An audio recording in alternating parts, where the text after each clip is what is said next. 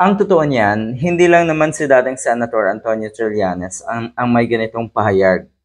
Kahit po yung mga grupo ng mga lawyers sa Mindanao, um, yung ating mga kababayan na may legal minds, mataas ang kalidad ng kanilang gray area pagdating sa mga legal na usapin.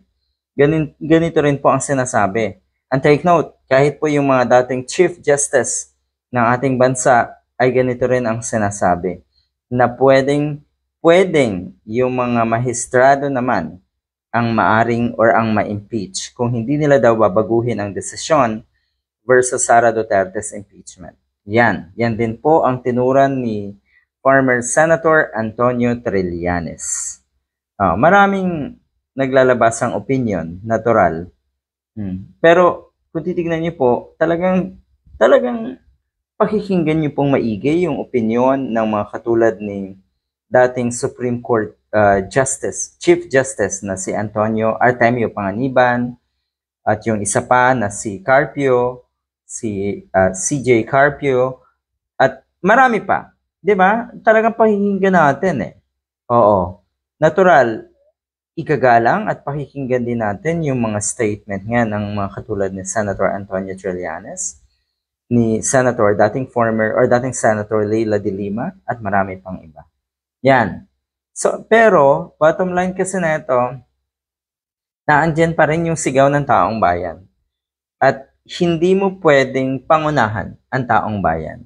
Naandyan pa rin yung kaso ni Sara Duterte, walang nabago.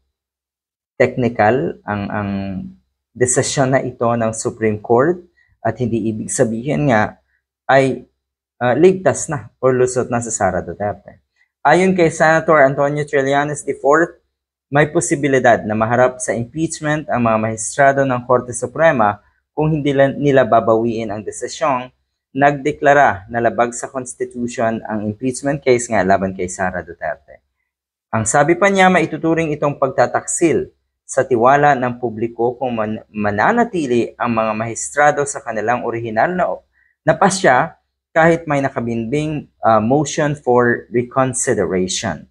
Yun naman ang inaantay ng marami. Dahil sa tingin ko, ang alam ko, meron ng motion nga for reconsideration. So titignan natin ang magiging development nito. Pero alam nyo kasi pag nagsalita si Trillanes, isa talaga siya, sigurado, sa lalaban o lalabanan talaga niya itong desisyon na ito. 'Di ba?